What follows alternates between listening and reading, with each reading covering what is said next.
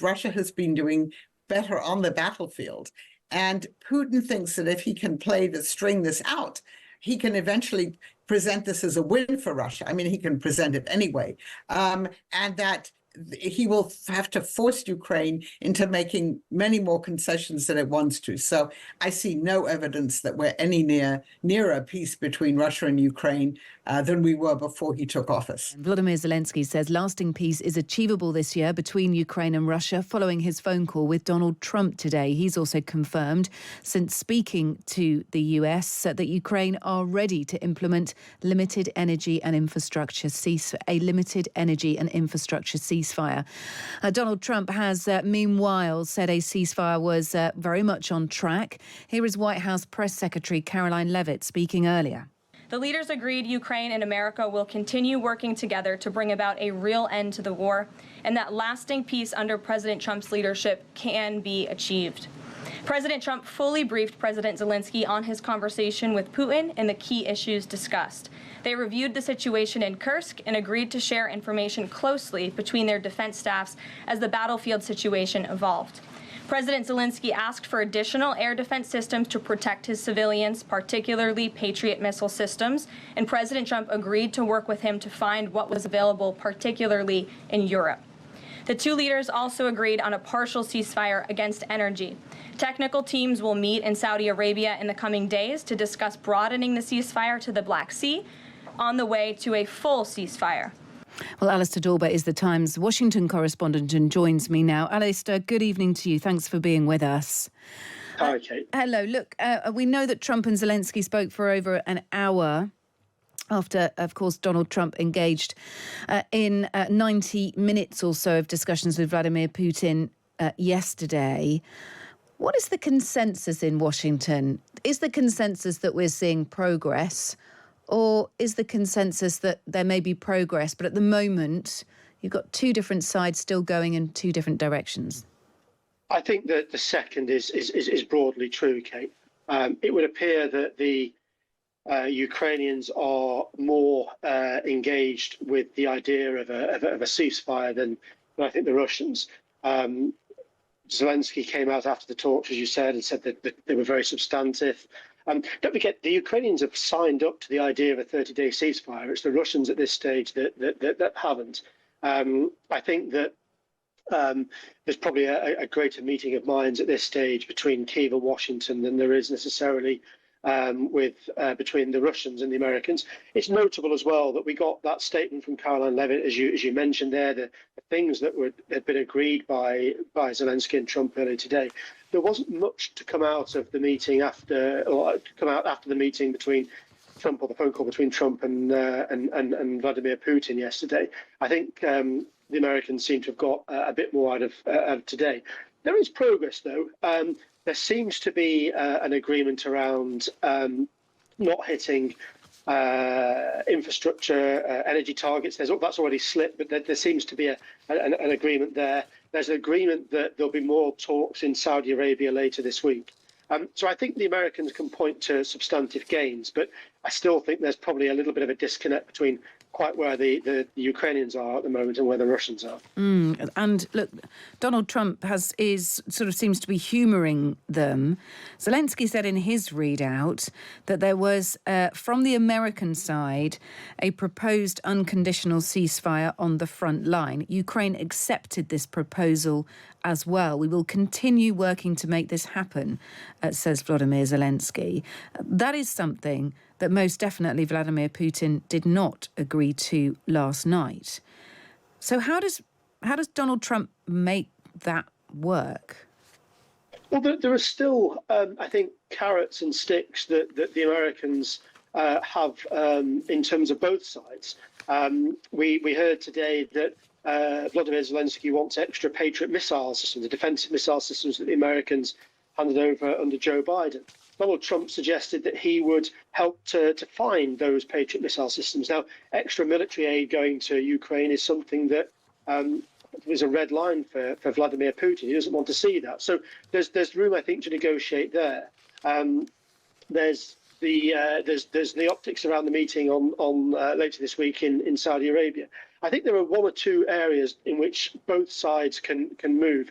And I think the Americans will be trying to exploit that as the rest of the week goes on. There has also been the suggestion from the United States again that they take control of any energy plants in Ukraine. That would be a good protection of them, to be fair enough, wouldn't it? Again, I'm not sure what Vladimir Putin thinks about that, but that is one view. That was something we heard new this afternoon. That this proposal that the Americans go in and run Ukrainian energy plants, specifically nuclear energy plants. Caroline Levitt said that they, quote, moved on from the minerals deal that was on the table a few weeks ago. It's not clear whether the minerals deal is still in play and the nuclear energy deal is an extra thing to that. But again, that's something that perhaps weighs against the idea of military assistance to Ukraine. If the Americans are there running these power plants, this critical infrastructure that Ukraine possesses, the argument the Americans have to the Ukrainians is, well, you don't need this military yes. aid. We're there running this. The Russians wouldn't dare attack. And of course, then that would iron out the issue of military aid going to Ukraine that Putin doesn't like. I mean, what this, I think, highlights is that there's so much still in play. We've got baby steps in terms of an agreement not to hit energy infrastructure, which has been a major part of the war over the last 3 years. But I think they're coming around to an agreement on that. And that's only one tiny aspect of the war. And there's still a lot to play for, but I think, the Americans will just want to keep making progress and will want to have more progress when we have the talks later this week in Saudi. Yeah, OK. Well, that is the next step. Alistair Dorber, thank you for being with us. Much appreciated. Alistair Dorber is the Times' Washington correspondent, just joining us there from DC. This is Kate Borsay. It's the evening edition on Times Radio. More reaction then to what we've been hearing this afternoon from Angela Stent, former US National Intelligence Officer for Russia and former senior NATO advisor. Angela, good evening to you. Hello. Thank you for being with us. Look, there's clearly a disconnect. It's hardly surprising, really, between what Russia and Ukraine have said, what they'll sign up to.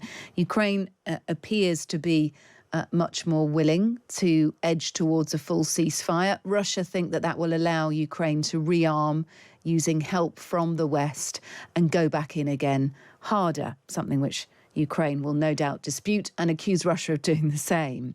How far are we away from genuine progress here, do you think?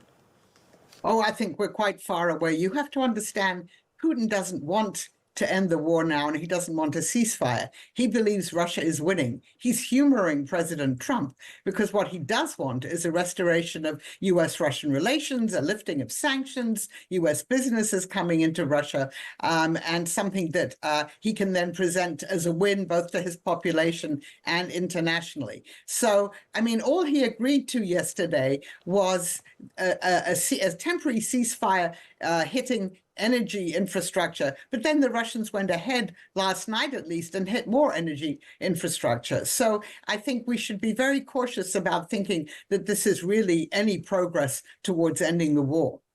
Significantly, we heard from the White House spokesperson Caroline Levitt that the US is finding what is available in response to Ukraine's request for more air defence systems. That is notable, isn't it, that requests are still being sent by Vladimir Zelensky, and the US is fairly amenable to those, it seems.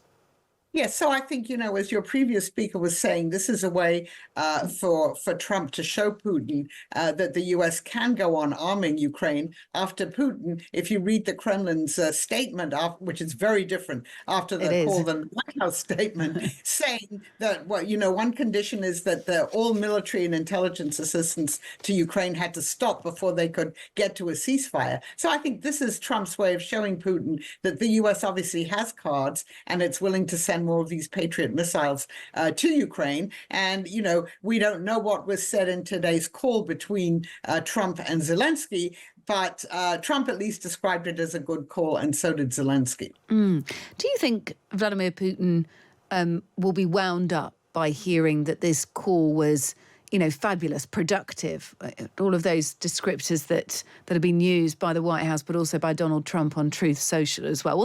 Will that wind up Vladimir Putin, or does he care not for any of that? So are you talking about the US-Ukraine call? Yes, sorry, yes. Yeah, I mean, I don't think he'll be happy to hear it, but I think that, Putin believes, as Donald Trump said to Zelensky in that disastrous Oval Office meeting, that Putin has most of the cards here. So I don't think he's too concerned about that, because I think he understands that Trump really wants to end the war and that he really wants to restore good ties to Russia. Is there a point in which Donald Trump runs out of patience with Vladimir Putin? In your opinion, Putin does not want to end the war now. That is not what Donald Trump is interpreting from the situation. It's almost as if he does recognise that might be the case. He thinks, well, if I keep saying ceasefire, if I keep making these telephone calls, if I keep saying it's going to happen, maybe it will. But if Putin's genuine motivation is to keep the war going, how long does he have the good favour of Donald Trump for? And where might that eventually go if Donald Trump does run out of patience with him? Right. So that's, as they say, the 64,000 ruble question.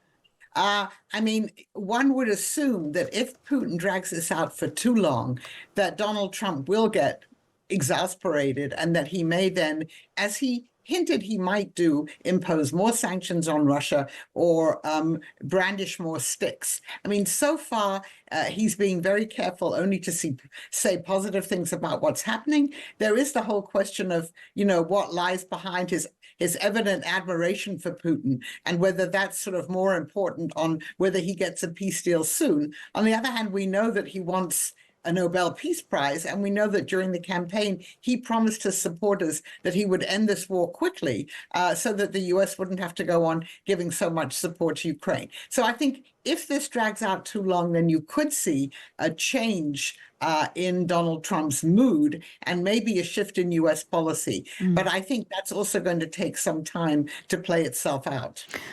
Whilst I've got you, Angela, I wonder what you made of the line from the Vladimir Putin-Donald Trump phone call yesterday, where both leaders agreed to sort of try and limit the capability of Iran as an aggressor. They both haven't got the exact quote in front of me, but the readout there saying that they both agreed that Iran's a problem and sort of needed to be watched, needed to be monitored. They needed to do something about that, be mindful of that.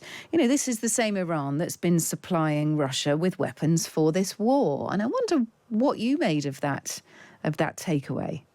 Well, so it was very interesting. I mean, Trump has asked Putin a few weeks ago if Russia would intervene and try and mediate and have talks between the US and Iran, because Trump has also said he wants to solve that problem. My understanding is that the Iranians are refusing to do it. But you're quite right that on the one hand, Russia is still quite dependent on Iran for all the drones and other military assistance that Iran supplies to Russia.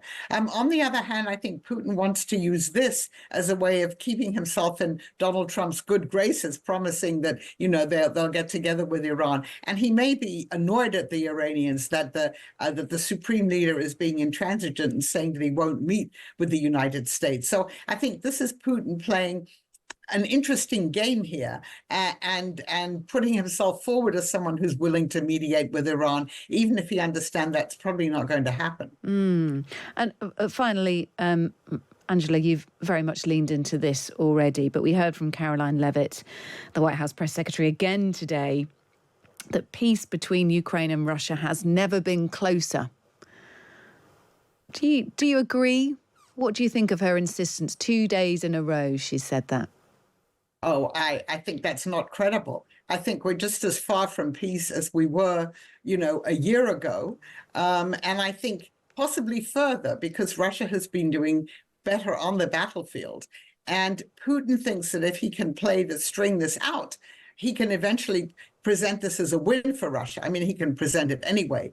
And that he will have to force Ukraine into making many more concessions than it wants to. So I see no evidence that we're any nearer peace between Russia and Ukraine than we were before he took office. Look, thanks for speaking to us. Always appreciate it. Angela Stent, former US National Intelligence Officer for Russia, former senior NATO advisor. Good to have you with us. Thank you.